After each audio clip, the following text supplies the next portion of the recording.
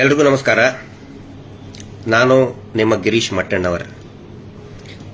ಯಾಕೆ ಇಷ್ಟು ಸರಿ ನಾನು ಬರೀ ಅಂದರೆ ಸರ್ನೇಮ್ ಹೇಳ್ತಾ ಇರಲಿಲ್ಲ, ಹೆಸರು.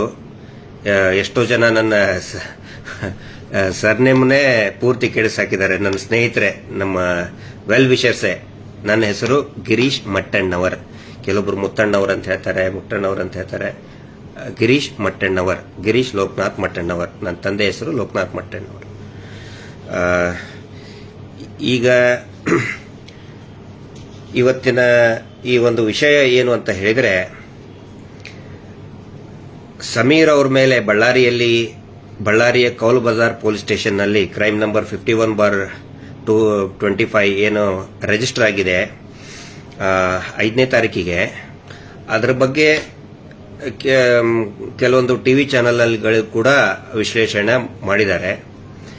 ಇದರ ರಹಸ್ಯ ಏನು ಅನ್ನೋದ್ರ ಬಗ್ಗೆ FIR ಮುಂದೆ ಇಟ್ಕೊಂಡೇ ಶಬ್ದ ವರ್ಡ್ ಬೈ ವರ್ಡ್ ಅನಲೈಸ್ ಮಾಡುವಂತಹ ಪ್ರಯತ್ನವನ್ನು ನಾನು ಮಾಡ್ತಾ ಇದ್ದೀನಿ. ಯಾಕೆ ಈ FIR ಅನ್ನ ಮಾಡಿದ್ರು, ಯಾಕೆ ಸೋಮೋಟೋವನ್ನೇ ಮಾಡಿದ್ರು, ಯಾಕೆ ಬಳ್ಳಾರಿಯ ಕೌಲ್ ಬಜಾರ್ ಪೊಲೀಸ್ ಸ್ಟೇಷನ್ನಲ್ಲಿನೇ ಮಾಡಿದ್ರು. ಸೋಮೋಟೋ ಅಂದ್ರೆ ಸ್ವಯಂ ಪ್ರೇರಿತ, ಪೊಲೀಸರೇ ಮಾಡಿದ್ರು. ಯಾಕೆ ಮಾಡಿದ್ರು, ಅದರ ಹಿಂದಿನ ಒಂದು ಹುನ್ನಾರ ಏನಿತ್ತು, ಅದನ್ನ ಈ FIRಗಳ ಮೂಲಕನೇ FIR ನಲ್ಲಿರೋ ಕಂಟೆಂಟ್ ಆಫ್ ದ ಕಂಪ್ಲೇಂಟ್ ಏನು ದೂರು ಕೊಟ್ಟಿರ್ತಾರಲ್ಲ, ಆ ದೂರಿನ ಒಂದು ಸಾರ ವರ್ಡ್ ಟು ವರ್ಡ್ ಒಂದು ವಿಶ್ಲೇಷಣೆ ಮಾಡಿ ಎಲ್ಲರಿಗೂ ಗಮನಕ್ಕೆ ತರುವಂತ ಒಂದು ಪ್ರಯತ್ನವನ್ನ ಮಾಡ್ತಾ ಇದ್ದೇನೆ. ಇದರಲ್ಲಿ ಹೆಚ್ಚಿನ ಉತ್ಪ್ರೇಕ್ಷೆ ಏನು ಕೂಡ ಇಲ್ಲ.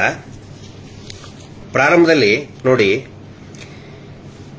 ಇದನ್ನ ಬಳ್ಳಾರಿಯಲ್ಲಿ ಮಾಡುವಂತಹ, ಬಳ್ಳಾರಿ ಮತ್ತು ಅದರಲ್ಲಿನೇ ಕೌಲ್ ಬಜಾರ್ನಲ್ಲಿ ಸಮೀರ್ ಇದ್ದಿದ್ದು ಬೆಂಗಳೂರಿನಲ್ಲಿ. ಕಳೆದ last 9 years is the resident of Bengaluru. ಆದರೂ ಕೂಡ ಬಳ್ಳಾರಿ ಕೌಲ್ ಬಜಾರ್ನಲ್ಲಿನೇ ಮಾಡಿದರು. ಮತ್ತೆ ಠಾಣೆ ಹೇಗೆ ಅಲ್ಲಿ ದೂರನ್ನು ಕೊಟ್ಟಂತವರು ಶ್ರೀ ನಿಂಗಪ್ಪ ಅಂತ, ಪೊಲೀಸ್ ಸಬ್ ಇನ್ಸ್ಪೆಕ್ಟರ್ ಇನ್ವೆಸ್ಟಿಗೇಷನ್, ಒಬ್ಬ ತನಿಖಾಧಿಕಾರಿ ನಿಂಗಪ್ಪ ಅನ್ನೋರು, ಶ್ರೀಯುತ ನಿಂಗಪ್ಪ ಅನ್ನೋರು ಕೊಟ್ಟಂತ ದೂರಿನ ಮೇರೆಗೆ ಸ್ವಯಂ ಪ್ರೇರಿತ ದೂರು ದಾಖಲಾಗುತ್ತೆ. ಸೋಮೋಟೋ ಅಂತ ಹೇಳ್ತಾರೆ ಅದಕ್ಕೆ. ಇಲ್ಲಿ ಅವರು ಬರಿಬೇಕಲ್ಲ ಏನಾದರೂ, ಯಾಕೆ ದೂರು ಕೊಡ್ತಾ ಇದ್ದೀನಿ, ಏನು ಕಾರಣ, ಏನು ತೊಂದರೆ ಆಗಿದೆ ಬರಿಬೇಕಲ್ಲ. ಅವ್ರು ಏನು ಬರೀತಾರೆ ನೋಡಿ. ಕರ್ನಾಟಕ ಅಂದ್ರೆ 27/2/2025 ದೂತ ಸಮೀರ್ MD ದೂತ ಚಾಲನ ಸಮೀರ್ MD ಅವರು ಅಪ್ಲೋಡ್ ಮಾಡಿದ್ದು ಕಂಡು ಬರುತ್ತದೆ. ಇದರಲ್ಲಿ ನೋಡಿ, ಸ್ಟಾರ್ಟಿಂಗ್ ಇವ್ರು ಹೇಳ್ತಾರೆ, ಮಾಡುವಂತ ಮೊದಲನೆಯ ಒಂದು ಗುರುತರವಾದಂತಹ ತಪ್ಪು ಅಂದ್ರೆ ಇಂಟೆನ್ಷನಲ್ಲಿನೇ ಮಾಡುವಂತದ್ದು. ಏನಂತ ಹೇಳಿದ್ರೆ, ಸಾರಾಂಶದಲ್ಲಿ ಏನ್ ಹೇಳ್ತಾರೆ, ಈಗ ಕೆಲವು ದಿನಗಳಿಂದ ದೂತ .ಸಮೀರ್ MD ದೂತ ಯೂಟ್ಯೂಬ್ ಚಾನೆಲ್ನಲ್ಲಿ youtube.com ದೂತ ಸಮೀರ್ ಊರಿಗೆ ದೊಡ್ಡವರೇ ಕೊಲೆ ಮಾಡಿದವರ ಅಂತ ಆದ ಮೇಲೆ ಕ್ವಶನ್ ಮಾರ್ಕ್ ಇದೆ. ಇವರು ಈ FIR ಕಂಟೆಂಟ್ ಅಲ್ಲಿ ಕ್ವಶನ್ ಮಾರ್ಕ್ ಹಾಕಿಲ್ಲ ಅವರು. ಅಂದ್ರೆ ಸಮೀರ್ ಅವರಿಗೆ ಮತ್ತು ಜನಸಾಮಾನ್ಯರಿಗೆ ಒಂದು ಕ್ವಶನ್ ಮಾರ್ಕ್ ಇತ್ತು. ಪಾಪ ನಿಂಗಪ್ಪನವರು ಅವರೇ ಮಾಡಿಬಿಟ್ರು ಅಂತ ಹೇಳಿಬಿಟ್ರು, ಊರಿಗೆ ದೊಡ್ಡವರೇ ಕೊಲೆ ಮಾಡಿಬಿಟ್ರು ಅಂತ ಹೇಳಿಬಿಟ್ರು. ಇದು ಒಂದೇದ್ದು ಅವರು ಮಾಡಿರುವಂತಹ ಮೂರ್ಖತನ. ಕ್ವಶನ್ ಮಾರ್ಕ್ ಇದೆಯಲ್ಲ, ದೊಡ್ಡವರ ಅಂತ ಕ್ವಶನ್ ಮಾರ್ಕ್ ಇದೆ, ಆದ್ರೆ ಇವು ದೊಡ್ಡವರ ಅಂತೇಳಿ ನಿಂಗಪ್ಪ ಅವರು ಹೇಳಿಬಿಟ್ರು, ಇವರೇ ಕೊಲೆ ಮಾಡಿಬಿಟ್ರು ಅಂತ ಹೇಳಿ. Point number 1. ನಂಬರ್ 2, ಇವ್ರು ಏನ್ ಹೇಳ್ತಾರೆ ಇದರಲ್ಲಿ ಕರ್ನಾಟಕ ರಾಜ್ಯ ವಿಶ್ವವಿಖ್ಯಾತ ಧಾರ್ಮಿಕ ಸ್ಥಳವಾದ ಧರ್ಮಸ್ಥಳದ ಧರ್ಮಾಧಿಗಳು ಮತ್ತು ಅವರ ಕುಟುಂಬದವರ ವಿರುದ್ಧ ದಯವಿಟ್ಟು ಕೇರ್ಫುಲ್ ಆಗಿ ಇದನ್ನ ಕೇಳಿಸ್ಕೊಳ್ಳಿ. ಇಲ್ಲಿ ಏನ್ ಹೇಳ್ತಾರೆ, ಎಷ್ಟು ಜಾಣತನದಿಂದ ಡ್ರಾಫ್ಟ್ ಮಾಡಿದ್ದಾರೆ ಸ್ವಲ್ಪ ತಿಳ್ಕೊಳ್ಳಿ. ಇವ್ರು ಏನ್ ಹೇಳ್ತಾರೆ, ಒನ್ಸ್ ಅಗೇನ್ ಐ ರಿಪೀಟ್, ಇದರಲ್ಲಿ ಅಂದ್ರೆ ಈ ಯೂಟ್ಯೂಬ್ ಈ ಎಪಿಸೋಡ್ ನಲ್ಲಿ ಕರ್ನಾಟಕ ರಾಜ್ಯ ವಿಶ್ವವಿಖ್ಯಾತ ಧಾರ್ಮಿಕ ಸ್ಥಳವಾದ ಧರ್ಮಸ್ಥಳದ ಧರ್ಮಾಧಿಕಾರಿಗಳು ಮತ್ತು ಅವರ ಕುಟುಂಬದವರು ಅಂತ ಹೇಳಿದ್ರೆ ಧರ್ಮಸ್ಥಳ ವಿಶ್ವವಿಖ್ಯಾತ ಅಲ್ಲ, ಧಾರ್ಮಿಕ ಸ್ಥಳವಾದ ಧರ್ಮಸ್ಥಳದ ಧರ್ಮಾಧಿಕಾರಿಗಳು ಮತ್ತು ಅವರ ಕುಟುಂಬದವರ ವಿರುದ್ಧ. ಅಂದ್ರೆ ಧರ್ಮಸ್ಥಳ ವಿಶ್ವವಿಖ್ಯಾತ ನಾವು ಒಪ್ಕೋತೀವಿ, ಆದ್ರೆ ಇಲ್ಲಿ ಏನ್ ಬರೆದಿದ್ದಾರೆ, ಆ ವಿಶ್ವವಿಖ್ಯಾತ ಧರ್ಮಸ್ಥಳದ ಧರ್ಮಾಧಿಕಾರಿಗಳು ಮತ್ತು ಅವರ ಕುಟುಂಬದವರು, ಅಂದ್ರೆ ಅವರ ಕುಟುಂಬದವರು ವಿಶ್ವವಿಖ್ಯಾತ. ಅವ್ರ ಕುಟುಂಬದವ್ರ ಹೆಸರು ಎಷ್ಟು ಜನಕ್ಕಪ್ಪ ಗೊತ್ತೈತೆ ಹೇಳಿ ನೋಡೋಣ. ಅವ್ರ ಕುಟುಂಬದವರು ವಿಶ್ವವಿಖ್ಯಾತ ಅಂತ ಹೇಳ್ಬಿಡ್ತಾರೆ ನಿಂಗಪ್ಪನವರಿಗೆ ಸ್ವತಃ ನಿಂಗಪ್ಪನವರಿಗೆ ಗೊತ್ತಿಲ್ಲ ಅವ್ರ ಕುಟುಂಬದಾಗ ಎಷ್ಟು ಜನ ಸದಸ್ಯರಿದ್ದಾರೆ ಅಂತೇಳಿ. ಬಹುಶಃ ಅವ್ರ ಮಿಸಸ್ ಹೆಸರು ಏನು ಅಂತ ಎಷ್ಟು ಜನಕ್ಕೂ ಕೂಡ ಗೊತ್ತಿಲ್ಲ, ವೆರಿ ಫ್ಯೂ ಪೀಪಲ್. ಅವರ ಮಗಳ ಹೆಸರು ಏನಂತ ಹೇಳಿ ಅನೇಕ ಜನರಿಗೆ ಗೊತ್ತಿಲ್ಲ. ಅವರ ತಮ್ಮನ ಹೆಸರು ಏನು ಅಂತ ಗೊತ್ತಿಲ್ಲ, ಬರೀ ಅಲ್ಲಿ ಅತ್ತೆ ಒಂದಿಷ್ಟು ರೇಪಿಸ್ಟ್ ಗ್ಯಾಂಗ್ ಏನಿದೆ ಅವರಿಗೆ ಗೊತ್ತಿದೆ. ಇನ್ನು ಕೆಲವೊಂದಿಷ್ಟು ವ್ಯವಹಾರ ಮಾಡೋರು ಗೊತ್ತಿದೆ ತಮ್ಮನ ಹೆಸರು. ತಮ್ಮನ ಮಗನ ಹೆಸರು 100% ವಿಶ್ವವಿಖ್ಯಾತ. ಮೂರು ಲೋಕದಲ್ಲಿ, ಈ ಅತಳ ಸುತಳ ಪಾತಾಳ ಮೂರು ಲೋಕದಲ್ಲಿ ಕೂಡ ಕುಖ್ಯಾತ ತಮ್ಮನ ಮಗ. ಈಗ ಇಡೀ ಕುಟುಂಬನೇ ವಿಶ್ವವಿಖ್ಯಾತ, ವಿಶ್ವ ಕುಖ್ಯಾತ ಆಗಿದೆ ಸಮೀರ್ ವಿಡಿಯೋದಿಂದ. That is different. ಆದರೆ ಧರ್ಮಸ್ಥಳ ವಿಶ್ವವಿಖ್ಯಾತ ನಾವೆಲ್ಲರೂ ಒಪ್ತೀವಿ, ನಮಗೆ ಹೆಮ್ಮೆ ಅದು. ಆದ್ರೆ ಇವ್ರು ಏನ್ ಹೇಳ್ತಾರೆ, ವಿಶ್ವವಿಖ್ಯಾತ ಧರ್ಮಸ್ಥಳದ ಧರ್ಮಾಧಿಕಾರಿಗಳು ಮತ್ತು ಅವರ ಕುಟುಂಬ. ನೋಡಿ ಇಲ್ಲಿ ಯಾವ ರೀತಿ ಟ್ಯಾಗ್ ಮಾಡ್ತಾ ಇದ್ದಾರೆ, ಧರ್ಮಸ್ಥಳಕ್ಕೆ ಮತ್ತು ಧರ್ಮಸ್ಥಳದ ಜನಪ್ರಿಯತೆಗೆ, ಧರ್ಮಸ್ಥಳದ ಪಾವಿತ್ರ್ಯತೆಗೆ ಈ ಕುಟುಂಬವನ್ನ ಯಾವ ರೀತಿ ಲಿಂಕ್ ಮಾಡ್ತಾ ಇದ್ದಾರೆ ನೋಡಿ ಇಲ್ಲಿ, ಇದರಲ್ಲಿ ಗೊತ್ತಾಗುತ್ತೆ. ಆ ನಂತರ ಈ ಅವರ ಕುಟುಂಬದ ವಿರುದ್ಧ ಪರೋಕ್ಷವಾಗಿ ಆರೋಪಗಳನ್ನು ಮಾಡಿದ್ದು. ಪರೋಕ್ಷ ಅಂದ್ರೆ ಏನು? ಇಂಡೈರೆಕ್ಟ್. ಇವ್ರಿಗೆ ಹೆಂಗಪ್ಪ ಇಂಡೈರೆಕ್ಟ್ ಅನ್ನೋದನ್ನ? ಇಂಡೈರೆಕ್ಟ್ ಅಂದ್ರೆ ಇಮ್ಯಾಜಿನೇಷನ್. ನಿಂಗಪ್ಪನವರು, ಮಾನ್ಯ ಸಬ್ ಇನ್ಸ್ಪೆಕ್ಟರ್ ನಿಂಗಪ್ಪನವರು ಒಂದು ಇಮ್ಯಾಜಿನೇಷನ್ ಮಾಡ್ಕೊಂಡ್ಬಿಟ್ರು. ಯಾರಿಗಂದಿದ್ದಾರೆ? ಅವ್ರಿಗೆ ಅಂದಿದ್ದಾರೆ ಅಂತೇಳಿ. ಆ ಇಮ್ಯಾಜಿನೇಷನ್ ಮಾಡಿಕೊಂಡು ಆ ಇಮ್ಯಾಜಿನೇಷನ್ ಅನ್ನ, ಆ ಪರಿಕಲ್ಪನೆಯನ್ನ FIR ಗೆ ಇಳಿಸಿದ್ರು. ಅವರನ್ನ ಪರೋಕ್ಷವಾಗಿ ಮಾಡಿದ್ದು. ಸೌಜನ್ಯ ಕೇಸು, ನಾರಾಯಣ ಮತ್ತು Yamuna case, Vedavalli case, bank manager case, Padmalatha case, Ravi Poojary ಕೇಸುಗಳನ್ನು ಉಲ್ಲಂಘಿಸಿ ಧರ್ಮಸ್ಥಳದ ಧರ್ಮಾಧಿಕಾರಿಗಳು ಮತ್ತು ಅವರ ಕುಟುಂಬದ ಸದಸ್ಯರು ಆಗಿರುತ್ತಾರೆಂದು ಆರೋಪಿಸಿದ್ದು. ಅಂದ್ರೆ ಇಂಡೈರೆಕ್ಟ್ ಆಗಿ ಆರೋಪಿಸಿದ್ದಾರೆ. ಕೇಸ್ ಯಾವ್ಯಾವ ಹೇಳ್ತಾ ಇದ್ದಾರೆ ಅಂತ ಹೇಳಿದ್ರೆ, ಸೌಜನ್ಯ ಕೇಸ್ ಫಸ್ಟ್, ಅದಕ್ಕೆ ಬರ್ತೀನಿ ನಾನು. ಒಂದೇ ಒಂದು ಪಾಯಿಂಟ್ ಅದರ ಲಿಂಕ್ ಹೋಯ್ತಾ? ಓಕೆ, ಅದರಲ್ಲಿ ಒಂದೇ ಒಂದು ಪಾಯಿಂಟ್ ಹೇಳ್ತೀನಿ. ಈ ಸೌಜನ್ಯ ಪ್ರಕರಣದಲ್ಲಿ ಅನೇಕ ಜನ ಹೇಳ್ತಾರೆ ಮುಗಿದ ಅಧ್ಯಾಯ, ಮುಗಿತಲ್ಲ ಅದು ಅಂತ ಹೇಳಿ. No, as on today high court ಅಲ್ಲಿ ಈ ಪ್ರಕರಣದಲ್ಲಿ, ಸೌಜನ್ಯ ಪ್ರಕರಣದಲ್ಲಿ ಲೋಪ ಎಸಗಿದಂತಹ, ತಪ್ಪು ಎಸಗಿದಂತಹ ಅಧಿಕಾರಿಗಳು, ಅವರಿಗೆ ಎರಿಂಗ್ ಆಫೀಷಿಯಲ್ಸ್ ಅಂತ ಹೇಳ್ತಾರೆ. ಆ ಎರಿಂಗ್ ಆಫೀಷಿಯಲ್ಸ್ ತನಿಖಾಧಿಕಾರಿಗಳು, ಆಗಿನ ಪೊಲೀಸ್ ಠಾಣೆಯ ತನಿಖಾಧಿಕಾರಿಗಳು, PSI, circle inspector Bhaskar Rai, SP ಆದಂತಹ ಅಭಿಷೇಕ್ ಗೋಯಲ್ ಮತ್ತು ವೈದ್ಯಾಧಿಕಾರಿಗಳು ಯಾರ್ಯಾರಿದ್ದಾರೆ ಅವರ ಮೇಲೆ ಶೀಘ್ರಾತಿ ಶೀಘ್ರ ಕಾನೂನು ಕ್ರಮ ಜರುಗಿಸಿ ಅಂತೇಳಿ ಆಲ್ರೆಡಿ ಹೈಕೋರ್ಟ್ ಆದೇಶ ಮಾಡಿಬಿಟ್ಟಿದೆ. ಸರ್ಕಾರ ಮಾಡ್ತಾ ಇಲ್ಲ, ಇನ್ನು ಮೀನಾಮೇಷ ಎಣಿಸ್ತಾ ಇದೆ. ಹೆಂಗಪ್ಪ ನೀವು ಹೇಳ್ತೀರಿ ಇದನ್ನ ಮುಗಿದ ಅಧ್ಯಾಯ ಅಂತ ಹೇಳಿ? ಆಲ್ರೆಡಿ ಕೋರ್ಟ್ ಅಲ್ಲಿ ಇದೆ, ಎಷ್ಟೋ ಜನರಿಗೆ ಗೊತ್ತಿಲ್ಲ. ಪ್ರತಿದಿನ ಫಾಲೋ ಅಪ್ ಆಗ್ತಾ ಇದೆ. MR ಬಾಲಕೃಷ್ಣ ಅವರು ಇದ್ರ ಬಗ್ಗೆ ಉಲ್ಲೇಖ ಮಾಡಿ ಇದನ್ನ ಫಾಲೋ ಅಪ್ ಮಾಡ್ತಾ ಇದ್ದಾರೆ. ಶ್ರೀಯುತ MR ಬಾಲಕೃಷ್ಣ ಅಂಡ್ ಅಸೋಸಿಯೇಟ್ಸ್ ಅಂತ. ಆನಂತರ ಇನ್ನೂ ವೆರಿ ವ್ಯಾಲಿಡ್ ಪಾಯಿಂಟ್, ಸೌಜನ್ಯ ಕೇಸ್ನಲ್ಲಿ ಅವ್ರ ಹೆಸರು ಇಲ್ಲದೆ ನೀವು ಯಾಕೆ ತರ್ತಾ ಇದ್ದೀರಿ ಅಂತ ಕೇಳ್ತಾ ಇದ್ದಾರೆ ಎಷ್ಟೋ ಜನ ಗೊತ್ತಿಲ್ಲದವರು. ಅವ್ರ ಗಮನಕ್ಕೆ, ಆ ಸ್ನೇಹಿತರ ಗಮನಕ್ಕೆ, ಈ ಕೇಸ್ನಲ್ಲಿ ಸ್ವತಃ CBI ಕೋರ್ಟ್, ಆಕ್ಚುಲಿ ಟೆಕ್ನಿಕಲಿ ಅದು ಪೋಕ್ಸೋ ಸ್ಪೆಷಲ್ ಕೋರ್ಟ್ ಬೆಂಗಳೂರಿನಲ್ಲಿ, ಸ್ವತಃ ಆಗಿನ CBI ಪ್ರಾಸಿಕ್ಯೂಷನ್ ಹೇಳ್ತಾರೆ, not investigating officer. CBI prosecution ಏನು ವಾದ ಮಾಡ್ತಾರಂತ ಹೇಳಿದ್ರೆ, ನೋಡಿ ಇದರಲ್ಲಿ ಸಂತೋಷ್ ರಾವ್ನ ಪಾತ್ರ ಇಲ್ಲ. ಅವನ ಹೊರತುಪಡಿಸಿ ಇನ್ನೂ 3-4 ಜನ ಇದ್ದಾರೆ. ಆ 3-4 ಜನ ಯಾರು 1 2 3 4 ಎಲ್ಲ ಬರೆದಿದ್ದಾರೆ, ಹೆಸರು ಕೂಡ ನೇಮ್ ಇದೆ. ಬರೋದು ನೋಡಿ ಸ್ವಾಮಿ, ಈ 3-4 ಜನರನ್ನು ಕೂಡ ತನಿಖೆ ಮಾಡಬೇಕು, ಅವಕಾಶ ಕಲ್ಪಿಸಿಕೊಡಿ ಅಂತ ಕೇಳಿದಾಗ ಆ ಸ್ಪೆಷಲ್ ನ್ಯಾಯಾಲಯದ ವಿಶೇಷ ನ್ಯಾಯಾಲಯದ ನ್ಯಾಯಾಧೀಶರು, ಮಾನ್ಯ ನ್ಯಾಯಾಧೀಶರು ಅನುಮತಿಯನ್ನು ಕೂಡ ಕೊಟ್ಟಿದ್ರು. ಎಸ್, ನಿಮ್ಮ ವಾದ ಸರಿ ಇದೆ. ಆ ಸಂತೋಷ್ ರಾವ್ನನ್ನ ಹೊರತುಪಡಿಸಿ ಇನ್ನು ಉಳಿದಂತಹ 4 ಜನ, ಅದರಲ್ಲಿ ಉದಯ್ ಜೈನ್, ಮಲ್ಲಿಕ್ ಜೈನ್, ಧೀರಜ್ ಜೈನ್ ಮತ್ತಿನ್ನೊಬ್ಬ ಭಯಂಕರ ಚಿಕ್ಕ ಮಗು, ಇವ್ರು ಹೇಳ್ತಾರ ನಮ್ಮ ಪರಿವಾರದ ಮಗು, ಅಮೆರಿಕಾದಲ್ಲಿದ್ದಂತ ಮಗು, ಎಲ್ಲರನ್ನೂ ಕೂಡ ಕರ್ಕೊಂಡು ಬಂದು ಅವರನ್ನ ತನಿಖೆ ಮಾಡಿ ಅಂತೇಳಿ ಸ್ಪೆಷಲ್ ಕೋರ್ಟೇ ಹೇಳಿತ್ತು. ಆಲ್ರೆಡಿ ನಾವು ಮರು ತನಿಖೆ ಮಾಡಿ ಅಂತ ಹೇಳ್ತಾ ಇದೀವಲ್ಲ, ಮರು ತನಿಖೆ ಈಗ 4 ವರ್ಷದ ಹಿಂದೆನೆ ಮಾಡಿಬಿಟ್ಟಿದೆ, ಆದೇಶ ಆಗಿಬಿಟ್ಟಿತ್ತು ಅವಾಗ ಸ್ಪೆಷಲ್ ಕೋರ್ಟ್ ಅಲ್ಲಿ. ನೀವು ಹೇಳ್ತಿರಲ್ಲ ಯಾಕೆ ನೀವು ಸುಮ್ಮನೆ ಆರೋಪ ಮಾಡ್ತೀರಿ ಅಂತ ಹೇಳಿ, ನಾವು ಹೇಳಿಲ್ಲ, ಸ್ವತಃ ಸಿಬಿಐ ಪ್ರಾಸಿಕ್ಯೂಷನ್ ಹೇಳಿತ್ತು. 319 ನಲ್ಲಿ ಅಪ್ಲಿಕೇಶನ್ ಕೊಟ್ಟು ಪೆಟಿಷನ್ ಫೈಲ್ ಮಾಡಿದಾಗ ಸ್ವತಃ ಜಡ್ಜ್ ಸಾಹೇಬ್ರೆ yes you are correct prosecutor ಅಂತ ಹೇಳಿ ತನಿಖೆಗೆ ಆದೇಶನೇ ಮಾಡಿತ್ತು. ಆದರೆ ಇವರು ಏನ್ ಮಾಡಿದ್ರು, ಆ ಆದೇಶಕ್ಕೆ ಮಾನ್ಯ ಕರ್ನಾಟಕ ಹೈಕೋರ್ಟ್ಗೆ ಅಪೀಲ್ ಹೋದ್ರು. ಅಪೀಲ್ ಹೋದ್ಮೇಲೆ ಅಲ್ಲಿ ಸ್ಟೇ ತಗೊಂಡು ಬಂದ್ರು. ಅಂದ್ರೆ ಕೆಳಗಿನ ನ್ಯಾಯಾಲಯ, ಸೆಷನ್ ಕೋರ್ಟ್ ಸ್ಥಾನಮಾನ ಇರುವಂತಹ ಆ ಸ್ಪೆಷಲ್ ಕೋರ್ಟ್ಗೆ, ಅದರ ಮೇಲ್ಗಡೆ ಇರೋದು ಅಪಿಲೇಟ್ ಅಥಾರಿಟಿ ಇರೋದು ಹೈಕೋರ್ಟ್ ನಲ್ಲಿ ಸ್ಟೇ ತಗೊಂಡು ಬಂದ್ರು ಇವರು. ಈ ಯಾರು ಉದಯ್ ಜೈನ್ ಅಂದ್ರೆ ಅವ್ರಿಗೇನೋ ಇದನ್ನಿಲ್ಲ, ಬಟ್ ಅವ್ರ ಮೇಲೆ ಕಾಪಾಡ್ತಾ ಇದಾರಲ್ಲ ಅವ್ರಿಗೆ ಒಬ್ರು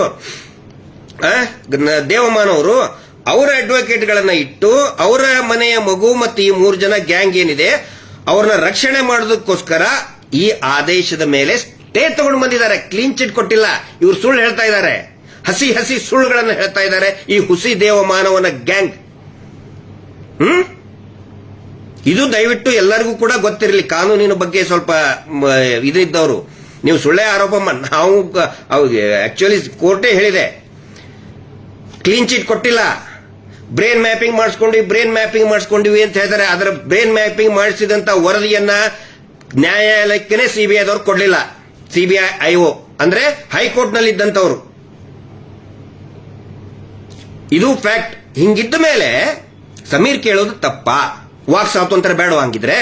ಯೂಟ್ಯೂಬರ್ಗಳಿಗೆ ವಾಕ್ ಸ್ವಾತಂತ್ರ್ಯ ಇಲ್ವಾ? ಆ ಸಬ್ಜೆಕ್ಟ್ ಬರ್ತೇನೆ, ನೆಕ್ಸ್ಟ್ ಪಾಯಿಂಟ್.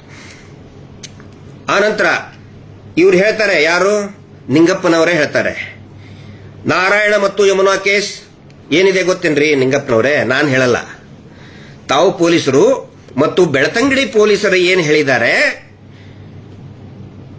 ದಕ್ಷಿಣ ಕನ್ನಡ ಪೊಲೀಸರಿಗೆ ಏನು ವರದಿ ಹೋಗಿದೆ ಅದನ್ನ ಬಳ್ಳಾರಿ ಪೊಲೀಸರಿಗೆ ಹೇಳುವಂತ ಪ್ರಯತ್ನ ನಾನು ಮಾಡ್ತಾ ಇದ್ದೀನಿ. ನಾನೇನು ಹೇಳ್ತಾ ಇಲ್ಲ. ಏನಾಗಿದೆ ಅಂದ್ರೆ ತಿಳ್ಕೊಳ್ಳಿ ಬಳ್ಳಾರಿ ಪೊಲೀಸರೇ, ಕೌಲ್ ಬಜಾರ್ ಪೊಲೀಸರೇ, ನಾರಾಯಣ ಮಾವುತ ಕೇಸ್ ನೀವೇ ಹಾಕಿದಿರಿಲ್ಲ, ಇದನ್ನ ಅದಕ್ಕೆ ಹೇಳ್ತಾ ಇದ್ದೀನಿ. ಏನಾಗಿದೆ ನಾರಾಯಣ ಮಾವುತ ಕೇಸಲ್ಲಿ, ಸ್ವತಃ ನಾರಾಯಣನ ಹೆಂಡತಿಯಾದಂತಹ ಶ್ರೀಮತಿ ಸುಂದರಿಯವರು, ನೆನಪಿಟ್ಕೊಳ್ಳಿ ಹೆಸರು, ಶ್ರೀಮತಿ ಸುಂದರಿಯವರು ಆಗಿನ ದಕ್ಷಿಣ ಕನ್ನಡದ SP ಅವರಿಗೆ ಒಂದು ದೂರನ್ನ ಕೊಟ್ಟಿದ್ದಾರೆ. ಏನಂತ ಹೇಳಿದ್ರೆ, ಸ್ವಾಮಿ ನನ್ನ ಗಂಡ ತೀರ್ಕೊಂಡು ಗಂಡ ಮತ್ತು ಗಂಡನ ತಂಗಿಯನ್ನ ಕೊಲೆಯಾಗಿ 1 ವರ್ಷ ಆಯ್ತು, ಆದರೂ ಕೂಡ ಆರೋಪಿಗಳು ಸಿಕ್ಕೇ ಇಲ್ಲ. ನನಗೆ ಈ ಧರ್ಮಸ್ಥಳದ ಪ್ರಮುಖ ವ್ಯಕ್ತಿಯಾದಂತ ಹರ್ಷೇಂದ್ರ ಕುಮಾರ್, ಯಾರದು? ಇದೇ ಧರ್ಮೋದ್ಯಮಿಗಳ ಸ್ವಂತ ತಮ್ಮ, ಕುಟುಂಬದವರು ವಿಶ್ವವಿಖ್ಯಾತರು ಅಂತ ಹೇಳ್ತಾ ಇದ್ದೀರಲ್ಲ, ಆ ವಿಶ್ವವಿಖ್ಯಾತ ಕುಟುಂಬದ ಜಾತಕ ಹೇಳ್ತಾ ಇದ್ದೀನಿ ಕೇಳಿ ಇಲ್ಲಿ. ಅದರಲ್ಲಿ ದೂರಿನಲ್ಲಿ ಅವರು ಬರೀತಾರೆ, ಹರ್ಷೇಂದ್ರ ಕುಮಾರ್ ಅವರು ನನಗೆ ಜೀವ ಬೆದರಿಕೆ ಕೊಟ್ಟರು. ಎದಕ್ಕೆ? ನಮ್ಮ ಕುಟುಂಬಕ್ಕೆ ಮನೆಗೆ ಬಂದು ಜೀವ ಬೆದರಿಕೆ ಕೊಟ್ಟಿದ್ದಾರೆ. ಎದಕ್ಕೆ? ಈ ನಮ್ಮ ಜಾಗಿಯನ್ನ ಬಿಟ್ಕೊಟ್ಟು ಹೋಗ್ಬಿಡು ನೀನು ಅಂತ ಬೆದರಿಕೆ ಕೊಟ್ಟಿದ್ದಾರೆ, ಹೆಸರು ಹಾಕಿ ಬರೆದಿದ್ದಾರೆ. ಆಮೇಲೆ ನಾವು ಮನೆ ಬಿಟ್ಟು ಹೋಗಲಿಲ್ಲ. ಹೀಗಾಗಿ ನಾರಾಯಣ ಮತ್ತು ಅವರ ತಂಗಿ ಯಮುನಾಳ ಕೊಲೆಯನ್ನ ಅವ್ರು ಹೇಳಿ 1 ವಾರಕ್ಕೇನೆ ಬಂದು ಕೊಲೆ ಆಗಿದೆ, ನಮ್ಮ ಗಂಡನ ಕೊಲೆ ಆಗಿದೆ ಅಂದ್ರೆ ನಮ್ಮದು ಅಂದ್ರೆ ನಮ್ಮ ಪರಿವಾರದ ಗಂಡ ಮತ್ತು ಗಂಡನ ತಂಗಿ. ಯಾಕಂದ್ರೆ ಇವ್ರು ಹೆದರ್ಕೊಂಡು ಬೆಳ್ತಂಗಡಿಯಲ್ಲಿ ಇರ್ತಿದ್ರು. ಚಿಕ್ಕ ಚಿಕ್ಕ ಅಂದ್ರೆ ಎಷ್ಟು ದೇ ಆರ್ ನಾಟ್ ಅಂದ್ರೆ ಮೈನರ್ ಏನಲ್ಲ, ಬಟ್ ಸ್ಟಿಲ್ 3 ಜನ, ಗಣೇಶ, ಅಶೋಕ ಮತ್ತು ಭಾರತಿ, ಅವ್ರು 3 ಜನ ಮಕ್ಕಳು ಬೆಳ್ತಂಗಡಿಯಲ್ಲಿ ಹೆದರ್ಕೊಂಡಿದ್ರು. ಆ ಸಂದರ್ಭದಲ್ಲಿ ಮನೆಗೆ ಬಂದು ಕೊಲೆ ಮಾಡಿದ್ದಾರೆ. ಅವರ ಜೀವ ಬೆದರಿಕೆಯಿಂದನೇ ಈ ಘಟನೆ ಆಗಿದೆ. ಆ ನಂತರ ಇದಾದ ನಂತರ ನಾನು ಪರಮ ಪೂಜ್ಯರಿಗೆ ನಾನು ಹೋಗಿ ಭೇಟಿಯಾಗಿದೆ. ಅವ್ರ ಹೆಸರು ಬರೆದಿದ್ದಾರೆ, ವೀರೇಂದ್ರ ಹೆಗ್ಗಡೆ ಅಂತ ಹೆಸರು ಹಾಕಿನೇ ಬರೆದಿದ್ದಾರೆ. ಅವ್ರ ಹತ್ರ ಹೋದ್ರೆ ಏನ್ ಹೇಳಿದ್ರು ಅಂತ ಹೇಳಿದ್ರೆ, ಆಯ್ತು ನೀನು ಇದ್ಲೇ ಮರ್ತು ಬಿಡು ಅಂತ ಹೇಳಿದ್ರಂತ ಹೇಳಿ ಸ್ವತಃ ಸುಂದರಿನೇ ಮೃತ ನಾರಾಯಣನ ಹೆಂಡತಿನೇ ಬರೆದಿದ್ದಾಳೆ. ಬರೆದು ಅದಕ್ಕೆ ಅಕ್ನಾಲಜ್ಮೆಂಟ್ಗೆ ನನ್ನ ಇದರಲ್ಲಿ ಅಪ್ಲೋಡ್ ಮಾಡಿದ್ದೆ ಫೇಸ್ಬುಕ್ ಅಲ್ಲಿ. ಸ್ವತಃ ಆ SP ಅವರು ರಿಸೀವ್ ಮಾಡಿ seal and signature ಹಾಕಿದಂತಹ complaint copy ನಿಮ್ಮ ಮುಂದೆ ನಾನು ನಮ್ಮ ಫೇಸ್ಬುಕ್ ಅಲ್ಲಿ ಹಾಕಿದ್ದೀನಿ, ನೋಡಿ ಎಲ್ಲರೂ. ಮಾತಾಡಬಾರ್ದ ಮತ್ತೆ ನಿಂಗಪ್ಪ ಅವರೇ, ಮಾತಾಡಬಾರ್ದಾ? ನಿಮ್ಗೆ ಗೊತ್ತಾಯ್ತು ಇದು ವಿಶ್ವವಿಖ್ಯಾತ ಕುಟುಂಬ, ವಿಶ್ವವಿಖ್ಯಾತ ಕುಟುಂಬದ ಏನು ಜಾತಕ. ಆ ನಂತರ ಸ್ವತಃ ವೀರೇಂದ್ರ ಹೆಗ್ಗಡೆ ಅವರ ಮೇಲೆ ಧರ್ಮಸ್ಥಳ ಪೊಲೀಸ್ ಠಾಣೆಯಲ್ಲಿ ಅಕ್ರಮ ಮೀಟರ್ ಬಡ್ಡಿ ದಂಧೆ ವಿರುದ್ಧ ಧರ್ಮಸ್ಥಳ ಪೊಲೀಸ್ ಸ್ಟೇಷನ್ನೇ ಅಲ್ಲಿನೇ NCR ದಾಖಲಾಗಿದೆ ರೀ. ಕೌಲ್ ಬಜಾರ್ ಪೊಲೀಸರೇ, ಬಳ್ಳಾರಿ ಪೊಲೀಸರೇ, ಬೆಳ್ತಂಗಡಿ ಪೊಲೀಸ್ ಠಾಣೆಯಲ್ಲಿ ಬೆಳ್ತಂಗಡಿ ಪೊಲೀಸರು ಮಾಡಿದ ದೂರು ದಾಖಲನ್ನ ಬಳ್ಳಾರಿ ಪೊಲೀಸರಿಂದ ಹೇಳ್ತಾ ಇದ್ದೀನಿ ನಾನು. ಹೊಸದಾಗಿ ಏನು ಹೇಳ್ತಾ ಇಲ್ಲ. ಪಾಪ ಗೊತ್ತಿರ್ಲಿಕ್ಕಿಲ್ಲ ನಿಂಗಪ್ಪ ಅವ್ರಿಗೆ, PSI ಅವ್ರಿಗೆ ಗೊತ್ತಿರಲ್ಲ ನಿಮಗೆ. ವಿಶ್ವವಿಖ್ಯಾತರು ಅಂತ ಬರೆದು ಬಿಟ್ರಲ್ಲ, ವಿಶ್ವವಿಖ್ಯಾತ ಕುಟುಂಬದ ಮೇಲೆನೆ ಇಡೀ ರಾಜ್ಯಾದ್ಯಂತ 43 NCR ದಾಖಲ ಆಗಿದೆ. 43 ಕೇಸಸ್ ರಿಜಿಸ್ಟರ್. ಅಕ್ರಮ ಮೀಟರ್ ಬಡ್ಡಿ ದಂಧೆ, ಕಿರುಕುಳ, ಹಿಂಸೆ, ವಾರ ಕೊಡ್ತಾ ಇರುವಂತ ಹಿಂಸೆ. ಆ ನಂತರ 4 ಬರೀ ಆ ಸಂಸ್ಥೆಯ ಮೇಲೆನೆ FIR ರಿಜಿಸ್ಟರ್ ಆಗಿದೆ. Davanagere, Hiriyur, Nanjangud, Mysuru, Tumakuru case FIR register ಆಗಿದೆ. ಬಳ್ಳಾರಿ ಪೊಲೀಸರೇ, ಮಾಹಿತಿಯ ಕೊರತೆ ಇರಬಹುದು ತಮಗೆ. ವಿಶ್ವವಿಖ್ಯಾತ ಕುಟುಂಬ ಅಂತಂದ್ರಲ್ಲ, ವಿಶ್ವವಿಖ್ಯಾತ ಕುಟುಂಬದ ಜಾತಕ ನಿಮಗೆ ಓದಿ ಹೇಳ್ತಾ ಇದ್ದೀನಿ. ಪಾಪ ನಿಮಗೆ ಗೊತ್ತಾಗಬೇಕಿದು, ಎಲ್ಲಾ ಪೊಲೀಸರಿಗೂ ಕೂಡ ಗೊತ್ತಾಗಬೇಕು. ಇಷ್ಟೇ ಅಲ್ಲ, ಒಟ್ಟು 334 ಕೇಸಸ್ ಇದೆ ಅವ್ರ ಮೇಲೆ. ಸಿವಿಲ್ ಕೇಸಸ್ ಪೆಂಡಿಂಗ್ ಇದೆ ಬೇರೆ ಬೇರೆ ಕೋರ್ಟ್ ನಲ್ಲಿ. ಅದು ತಹಶೀಲ್ದಾರ್ ಕೋರ್ಟ್ ಇರ್ಬೋದು, ಎಕ್ಸಿಕ್ಯೂಟಿವ್ ಮ್ಯಾಜಿಸ್ಟ್ರೇಟ್, AC ಕೋರ್ಟ್ ಇರ್ಬೋದು, DC ಕೋರ್ಟ್ ಇರ್ಬೋದು, ಹೈಕೋರ್ಟ್ ಇರ್ಬೋದು, ಫ್ರಾಡ್ ಇರಬಹುದು, ಜಮೀನನ್ನ ಒತ್ತುವರಿ ಮಾಡಿದ್ದು, ಸರ್ಕಾರಿ ಜಮೀನನ್ನು ಒತ್ತುವರಿ ಮಾಡಿದ್ದು. 334 ಕೇಸ್ಗಳಾಗಿದೆ. ವಿಶ್ವವಿಖ್ಯಾತ ಕುಟುಂಬ ಅದರ ಮೇಲೆ. ವಿಶ್ವವಿಖ್ಯಾತ ಬಳ್ಳಾರಿ ಪೊಲೀಸರೇ, ಕೌಲ್ ಬಜಾರ್ ಪೊಲೀಸರೇ, ನಾನೇನು ಹೊಸದಾಗಿ ಹೇಳ್ತಾ ಇಲ್ಲ. ಎಲ್ಲೆಲ್ಲಿ ಬೆಳ್ತಂಗಡಿಯಲ್ಲಿ ಏನ್ ಕೇಸ್ ರಿಜಿಸ್ಟರ್ ಆಗಿದೆ ಇದೆ ಅದನ್ನ ನಾನು ಯಾಕಂದ್ರೆ ಇದು ನೆಟ್ ಸ್ಲೋ ಇತ್ತು, ಸಾರಿ. ಅಂದ್ರೆ ಹೇಳ್ಬೇಕಲ್ಲ, ಇದನ್ನ ಯಾರಾದ್ರೂ ಹೇಳ್ಬೇಕಲ್ಲ. ಈಗ ಹಕ್ಕಿ ಪಿಕ್ಕಿ ಅವ್ರ ಮೇಲೆ ಕೇಸ್ ರಿಜಿಸ್ಟರ್ ಆದ್ರೆ ಸ್ಟೇಟ್ ಕ್ರೈಮ್ ರೆಕಾರ್ಡ್ ಬ್ಯೂರೋ ಇರ್ತದೆ.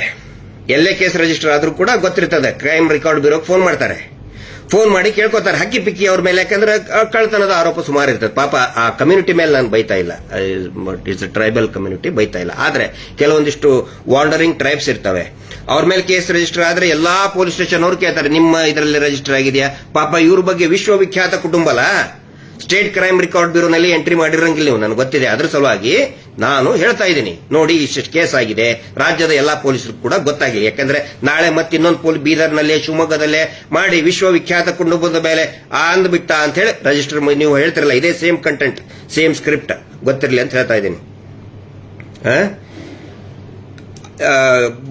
ಇದು ಇಷ್ಟು ಇವರ ಜಾತಕ. ಇನ್ನೂ ಬಹಳ ಇದೆ, ಇವತ್ತು ಇಷ್ಟಕ್ಕೆ ಸಾಕು. ಆಮೇಲೆ ಈ ಮೇಲ್ಕಂಡ ಯೂಟ್ಯೂಬ್ ಚಾನೆಲ್ ನಿಂದ ಹೊರಡಿಸಿದ ವಿಡಿಯೋದಿಂದ ಧರ್ಮಸ್ಥಳ ಮತ್ತು ಧರ್ಮಸ್ಥಳದ ಧರ್ಮಾಧಿಕಾರಿಗಳ ಮೇಲೆ ಧಾರ್ಮಿಕ ಭಾವನೆ ಹೊಂದಿದ, ಪ್ಲೀಸ್ ಎಲ್ಲರೂ ನೋಟ್ ಮಾಡ್ಕೊಳ್ಳಿ ಇದನ್ನೇ ಸರ್, ಧರ್ಮಸ್ಥಳದ ಧರ್ಮಾಧಿಕಾರಿಗಳ ಮೇಲೆ ಧಾರ್ಮಿಕ ಭಾವನೆ ಹೊಂದಿದ ಸಾರ್ವಜನಿಕರ ಧಾರ್ಮಿಕ ಭಾವನೆಗೆ ಧಕ್ಕೆ ಉಂಟು ಮಾಡುತ್ತದೆ.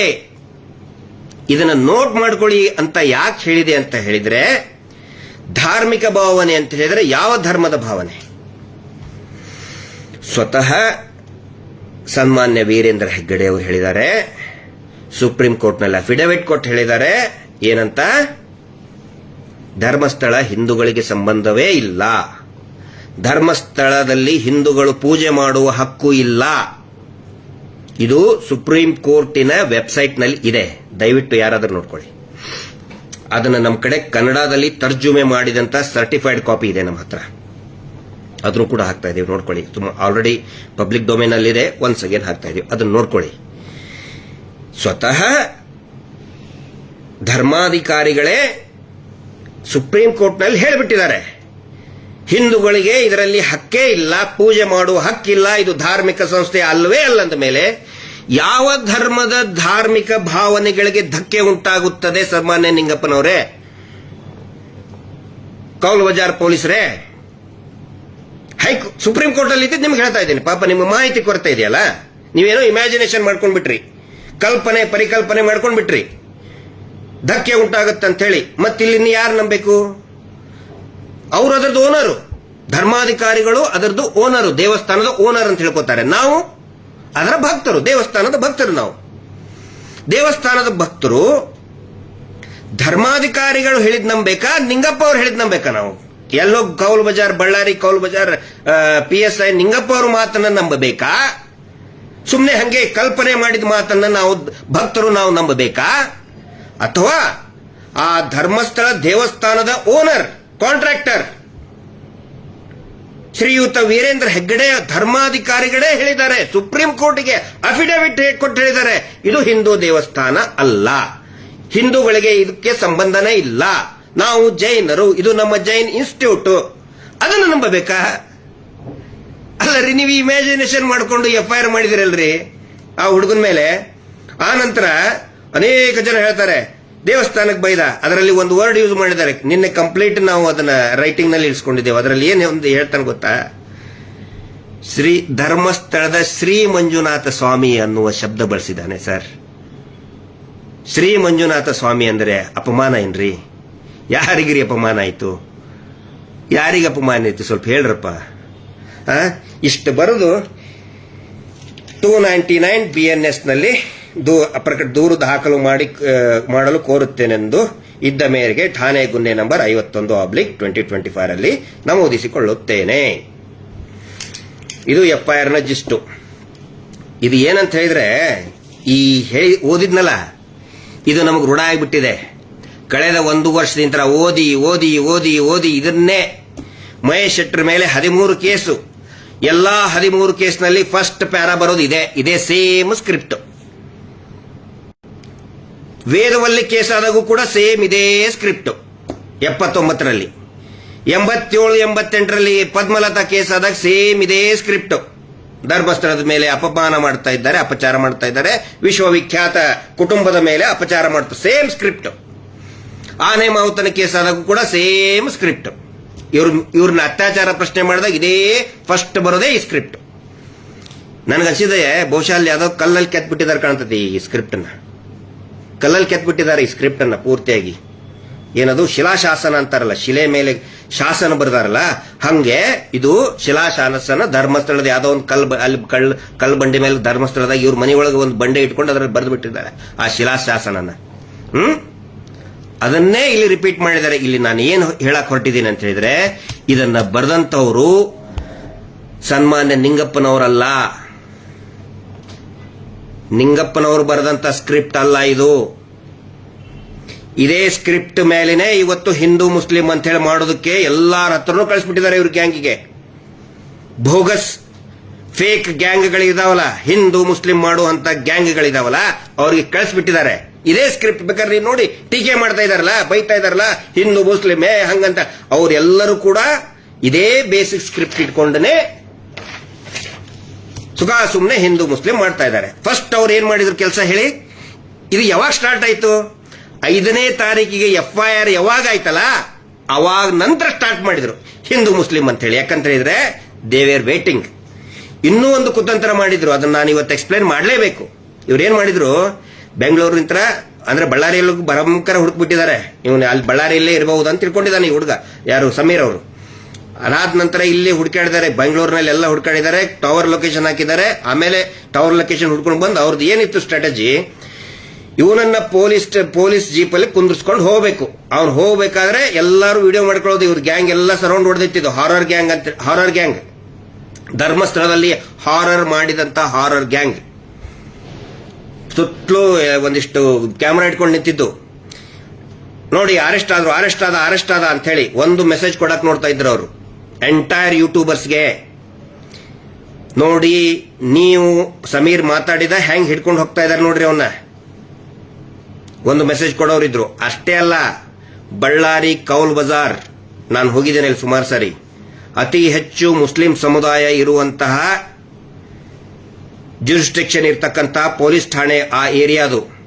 ಅಲ್ಲಿ ಎಷ್ಟೋ ಜನಕ್ಕೆ ಹೇಳಿಟ್ಟಿದ್ರು. ನನಗೆ ನಿನ್ನೆ ಸಮೀರ್ ಹೇಳಿದ, ಅವನು ಫೋನ್ ಮಾಡಿ ಹೇಳ್ತಾ ಇದ್ರು, ಏನಿದ್ ಬಾ ನಾವು ನೋಡ್ಕೋತೀವಿ ತುಮಾರೆ, ಹಮ್ ದೇಖ್ ಲೆಂಗೆ ಇದರ್ ಪೊಲೀಸ್ ಕ್ಯಾ ಕರ್ತೆ ಹಮ್ ಐಸಾ ಕರ್ತೆ. ಪಾಪ ಅವ್ನಿಗೆ ಗೊತ್ತಿಲ್ಲ, ಸಮೀರ್ ಗೊತ್ತೇ ಇಲ್ಲ ಇದೇನು.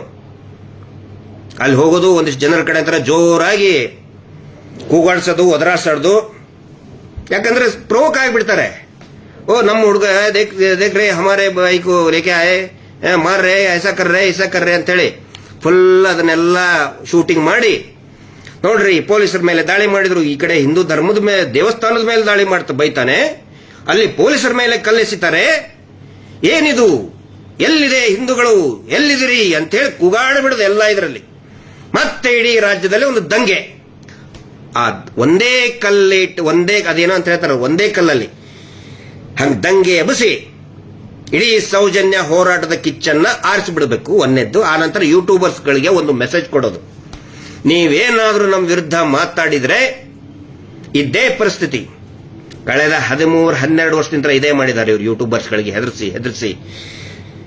ಸುಮಾರು ಪಾಪ ಯೂಟ್ಯೂಬರ್ಸ್, ಎಷ್ಟು ಜನ ಯೂಟ್ಯೂಬರ್ಸ್ ರೆಡಿ ಇದ್ರು ಈ ರೀತಿ ಪೊಲೀಸ್ ಸ್ಟೇಷನ್ ಹೆದರ್ಸೋದು.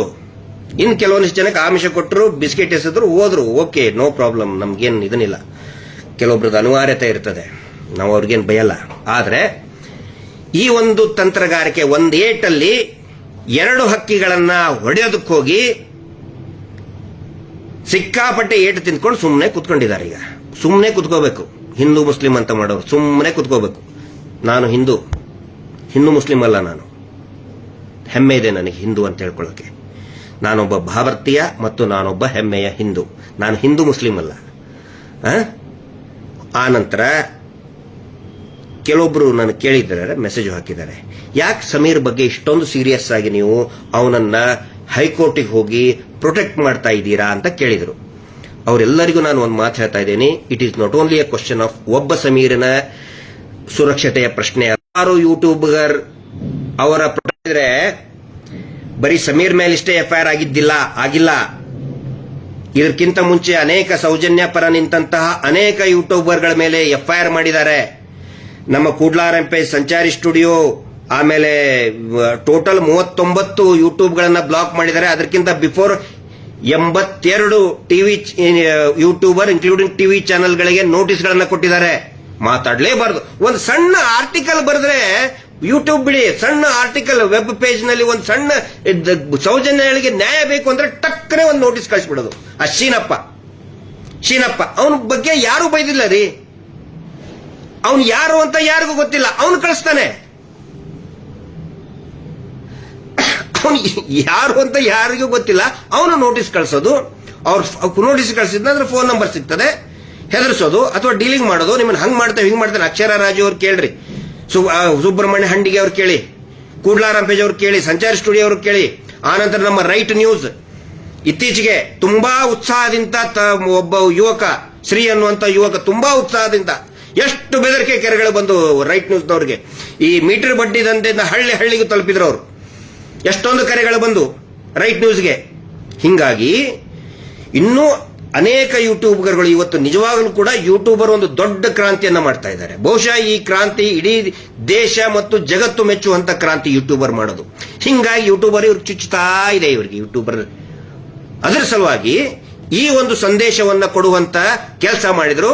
ಆದ್ರೆ ಬರೋಬ್ಬರಿ ಏಟ್ ಬಿತ್ತವರಿಗೆ. ಇದು ಸೌಜನ್ಯಳ ಶಕ್ತಿ, ಮಂಜುನಾಥ ಸ್ವಾಮಿಯ ಶಕ್ತಿ, ಅಣ್ಣಪ್ಪ ಸ್ವಾಮಿಯ ಶಕ್ತಿ. ಇದು ಗೊತ್ತಿರಲಿ. ಹೀಗಾಗಿ ನಾವು ಮುಂದೆ ಏನ್ ಮಾಡ್ತಾ ಇದೀವಿ ಅಂತ ಹೇಳಿದ್ರೆ, ಈ protection it is not only for Sameer. ಸಮೀರ್ನಂತೆ ಧ್ವನಿ ಎತ್ತುತ್ತಾ ಇರುವಂತಹ ಈ ಇನ್ನು ಮುಂದೆನೂ ಕೂಡ ಬೇರೆ ಬೇರೆ ಸಾಮಾಜಿಕ ವಿಷಯದಲ್ಲಿ ಧ್ವನಿ ಎತ್ತತಕ್ಕಂತಹ ಯೂಟ್ಯೂಬರ್ಗಳ ಮೇಲೆ ಯಾರೂ ಈ ರೀತಿ ಕಾನೂನು ಬಾಹಿರವಾಗಿ ಅವರಿಗೆ ಹೆದರಿಕೆಯನ್ನ ಕೊಡುವ ಅಂತ ಕೆಲಸ ಆಗಬಾರ್ದು. ಪಟ್ಟಭದ್ರ ಹಿತಾಸಕ್ತಿಗಳು, ಫ್ರೀಡಮ್ ಆಫ್ ಸ್ಪೀಚ್ ಯಾವತ್ತಿಗೂ ಕೂಡ ಜೀವಂತ ಇರಬೇಕು. ಯಾವಾಗ ಫ್ರೀಡಮ್ ಆಫ್ ಸ್ಪೀಚ್ ಜೀವಂತ ಇರುತ್ತೆ ಆವಾಗ ಮಾತ್ರ ಜನಸಾಮಾನ್ಯ ಜೀವಂತವಾಗಿರ್ತಾನೆ. ಜನಸಾಮಾನ್ಯನಿಗೆ ನ್ಯಾಯ ಸಿಗುತ್ತೆ. ಅದು ಯೂಟ್ಯೂಬರ್ ಇರ್ಬೋದು, ಟಿವಿ ಚಾನಲ್, ವಾಟ್ ಎವರ್, ಯಾವುದೇ ಜರ್ನಲಿಸಂ ಇರ್ಬೋದು. ಆ ಜರ್ನಲಿಸಂಗೆ ರಕ್ಷಣೆ ಕೊಡೋದಕ್ಕೆ ಇಷ್ಟೊಂದು ಸೀರಿಯಸ್ ಆಗಿ ತಗೊಂಡಿದ್ದೀವಿ. ನಾವು ಸುಮ್ಮನೆ ಬಿಡಲ್ಲ, ಇದನ್ನ ತುಂಬಾ ಸೀರಿಯಸ್ ಆಗಿ ತಗೊಂಡಿದ್ದೀವಿ. ಬರುವಂತಹ ನೆಕ್ಸ್ಟ್ ವೀಕೆಂಡ್ ಸ್ವತಃ ಸಮೀರ್ ಎಲ್ಲಾ ಯೂಟ್ಯೂಬರ್ಗಳ ಜೊತೆಗೆ ಇಂಟರಾಕ್ಷನ್ ಮಾಡೋರಿದ್ದಾರೆ.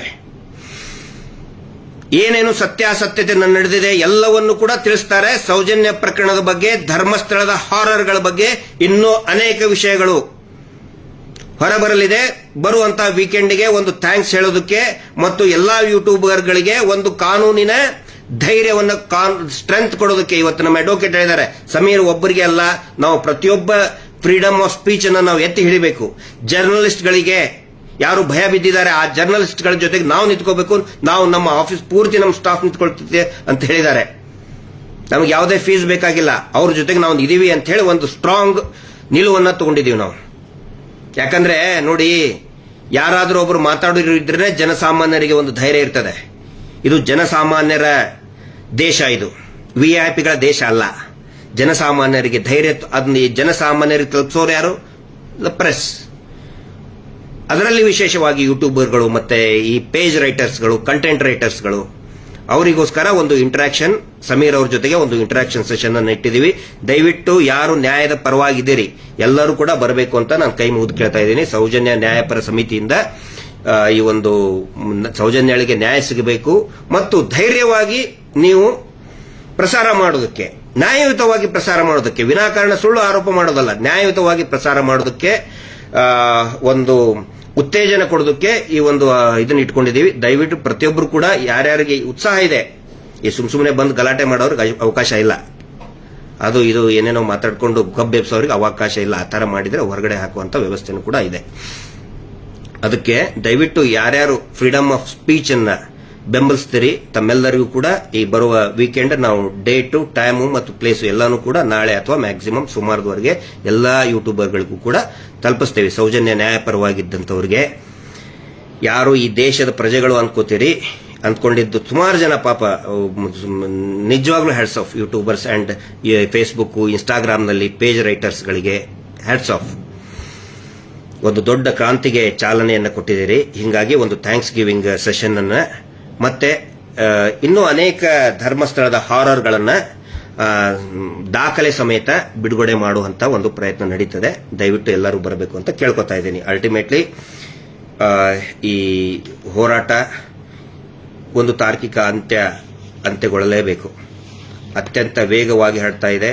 ಆ ನಂತರ ಎಲ್ರಿಗೂ ಹೇಳ್ತಾ ಇದ್ದೀನಿ, ಪ್ರಚಾರ ನೋಡಿ, ಯಾವತ್ತಿಗೂ ಕೂಡ ಇಂಡಿವಿಜುವಲ್, ನಾನು ನನ್ನ ಬಗ್ಗೆ ಹೇಳ್ತಾ ಇದ್ದೀನಿ, ಇಂಡಿವಿಜುವಲ್ ವ್ಯಕ್ತಿಗೆ ನನಗೆ ಪ್ರಚಾರ ಯಾವತ್ತಿಗೂ ನೋಡಿ ಒಂದು ಹೋರಾಟ ಯಾಕೆ ಹಾಳಾಗ್ತದೆ ಅಂತ ಹೇಳಿದ್ರೆ, ಗಿರೀಶ್ ಮಟ್ಟಣ್ಣ ಅವರಿಗೆ ದೊಡ್ಡವನ್ ಮಾಡಿದ್ರೆ ಅದೇ ಒಂದು ದೊಡ್ಡ ಕಂಟಕ.